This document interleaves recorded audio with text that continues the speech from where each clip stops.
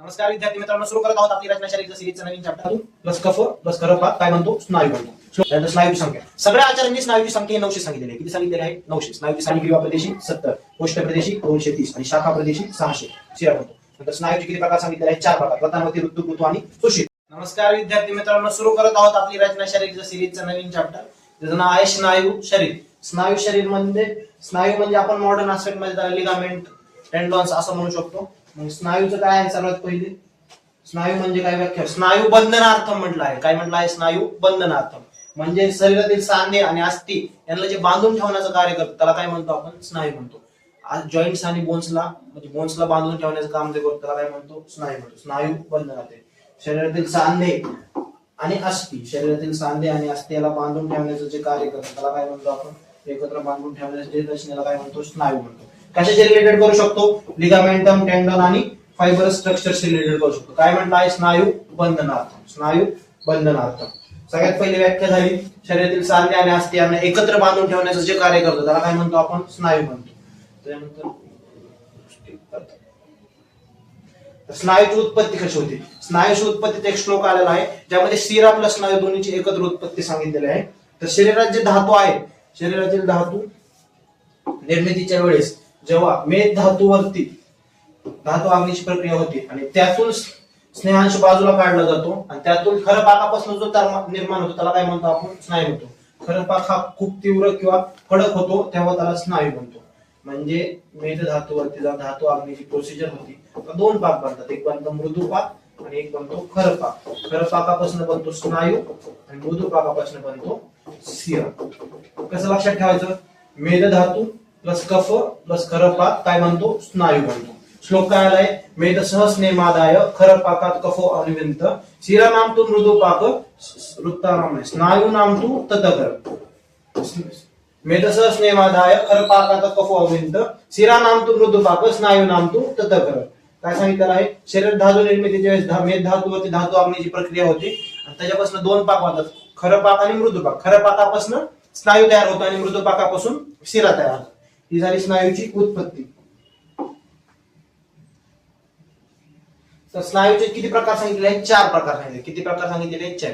प्रतानवती, ऋतू, पृथू आणि सुषिर. काय सांगितलेले? प्रतानवती, ऋतू, पृथू आणि सुषिर. स्नायुस्तु चतुर्विधा प्रतानवत्तयो वृत्तः पृथः सुषिरस्य. म्हणजे किती प्रकार सांगितलेले आहेत? स्नायूचे 4 प्रकार सांगितलेले आहेत. प्रतानवती, ऋतू, सुषिर आणि पृथू. किती प्रकार सांगितलेले आहेत? 4 प्रकार. प्रतानवती, ऋतू, पृथू आणि सुषिर. किती प्रकार सांगितलेले आहेत? 4. स्नायू वस्तू चतुर्विधा प्रतानवती, ऋतू, पृथू, सुषिराष्ट्र. प्रतानवती म्हणजे काय? जे स्प्रेड, जे लॉंग आहेत, ब्रांचिंग लाईक क्लिप आहेत त्याला काय म्हणतो आपण? प्रतानवती. ऋतू म्हणजे सर्क्युलर किंवा सिलेंड्रिकल. पृथू म्हणजे जे थिक आणि ब्रॉड आहेत आणि सुषिर म्हणजे जे पोरस हॉलो ट्युब्युलर स्ट्रक्चर्स असतात त्यांना काय म्हणतो आपण?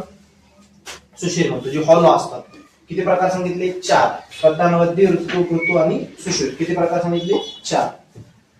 त्याच्यानंतर पहिला प्रकार आहे प्रतानवती. प्रतानवती हे स्नायू कसे लॉंग आहे, वेल प्रमाणे रचना जे असते ते कोणते सांगितलेले आहेत? प्रतानवती. हे स्नायू कसे सांगितलेले आहेत? वेल किंवा जाळ्याप्रमाणे पसरलेले असतात. कसे असतात? वेल किंवा जाळ्याप्रमाणे पसरलेले, त्याला काय म्हणतो आपण? प्रतानवती म्हणतो. हे स्नायू वेल किंवा जाळ्याप्रमाणे पसरलेले असतात. हे प्रामुख्याने शाखामध्ये असतात. कुठे दिसतात? शाखा, लिम्स मध्ये दिसतात. तुमच्या लिम्स मध्ये लांब पर्यंत रचना असते म्हणून एक्स्ट्रीमिटीज आणि सर्व संधीमध्ये आढळतात. लिगामेंट्स किंवा नर्व्हशी रिलेटेड करू शकतो. कशाशी? लिगामेंट आणि नर्व्हशी रिलेटेड करू शकतो. ते काय आहेत? प्रतानवती. काय सांगितलं? स्नायू वेल किंवा जाळ्यासारखी जी रचना आहे त्याला काय म्हणतो? प्रतानवती. प्रामुख्याने शाखा एक्स्ट्रीमिटीज मध्ये सापडतात, लिगामेंट आणि नर्व्हच्या स्ट्रक्चर मध्ये आहेत.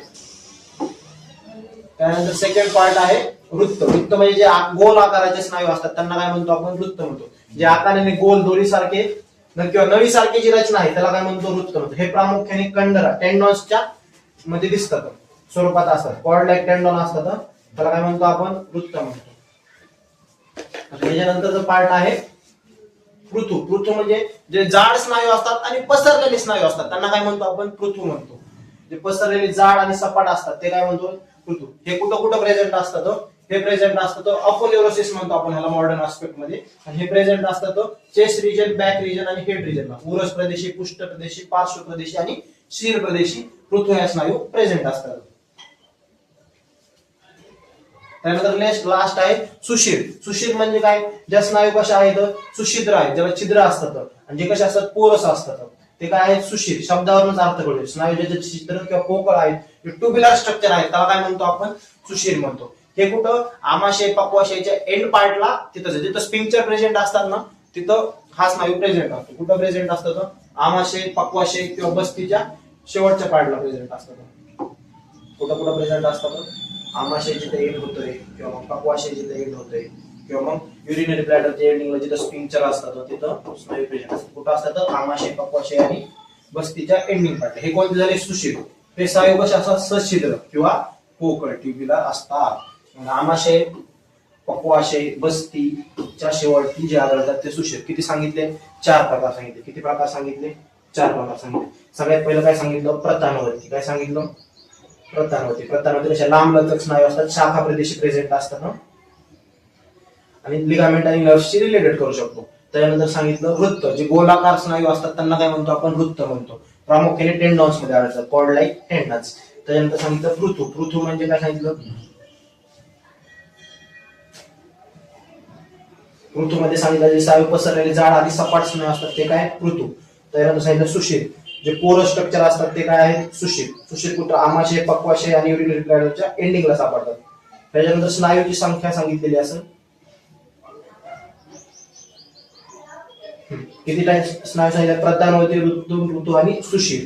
प्रतानवर्ती म्हणजे काय ब्रांचिंग लाईक स्ट्रक्चर. वृत्त म्हणजे गोलाकार स्ट्रक्चर. पृथू म्हणजे फ्लॅट आणि ब्रॉड स्ट्रक्चर. सुषिर म्हणजे जे पोरस स्ट्रक्चर आहेत. हे काय झाले स्नायूचे टाइप्स झाले. त्यानंतर स्नायूची संख्या. सगळ्या आचार्यांनी स्नायूची संख्या हे 900 सांगितलेली आहे. किती सांगितलेली आहे 900. स्नायूची संख्या किती सांगितलेली आहे 900.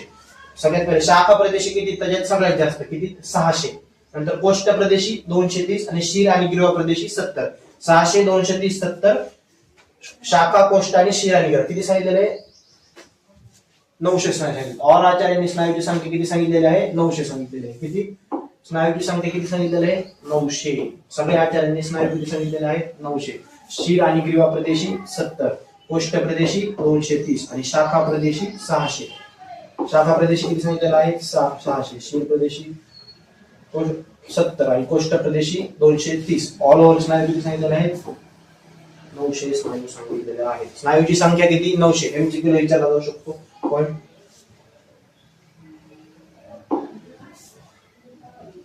Clinical significance.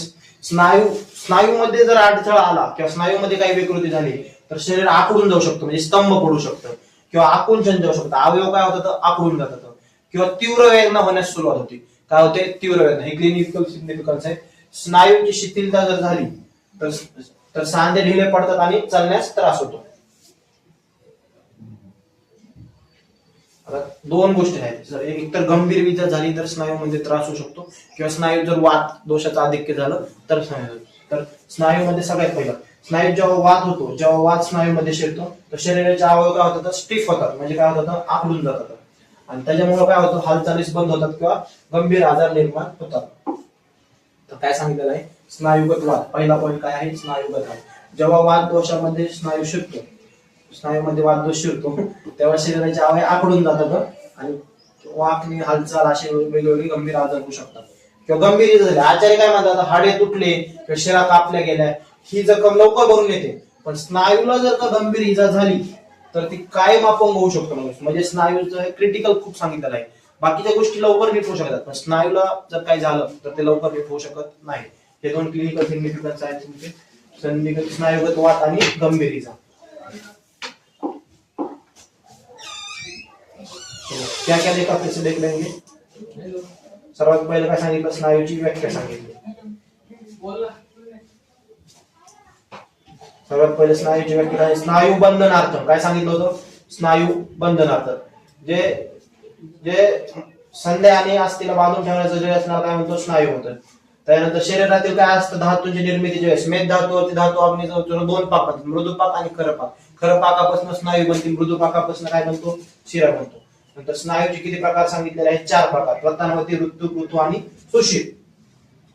तर प्रतानवर्ती म्हणजे काय लॉंग थ्रेड लाईक स्ट्रक्चर. त्यानंतर वृत्त म्हणजे गोलाकार, पृथू म्हणजे जाड ज्या स्नायू असतात आणि सुषिर म्हणजे जे पोरस स्ट्रक्चर असतात. किती प्रकार सांगितले 4. प्रतानवर्ती ऋतू पृथू आणि सुषिर. त्याच्यानंतर सांगितले स्नायूची संख्या सगळ्या आचार्यांनी किती सांगितलेली 900 सांगितलेली. शाखा प्रदेशी 600, कोष्ठ प्रदेशी 230 आणि ग्रीवाशीर प्रदेशी 70. त्याचं क्लिनिकल सिग्निफिकन्स स्नायूमध्ये जर काय अडथळा आला तर स्तंभ शरीर आखडून जाऊ शकतं किंवा शरीरामध्ये काय होऊ शकतं आकुंचन होऊ शकतं अवयवांमध्ये किंवा वेदना येतात खूप तीव्र आणि स्नायूमध्ये शिथिल झाले सांधे कशावतात ढिले. क्लिनिकल सिग्निफिकन्स स्नायुगत वात आणि गंभीरता. स्नायुगत वात म्हणजे जेव्हा स्नायूत जर वात दोष जास्त झाला तर वात दोष जास्त झाल्यानंतर तिथं काय होतं हालचालीस त्रास होतो आणि काय होतं गंभीर आजार होऊ शकतात. आचार्यांच्या मध्ये स्नायू जर तुटल्या तर बाकी शिरा आणि मांस ह्याला जास्त दृष्टी होण्यापेक्षा स्नायू लवकर आजार बरा होऊ शकत नाही आणि तो माणूस काय होतो अपंग होऊ शकतो. हे झालं क्लिनिकल सिग्निफिकन्स. चलो थँक्यू.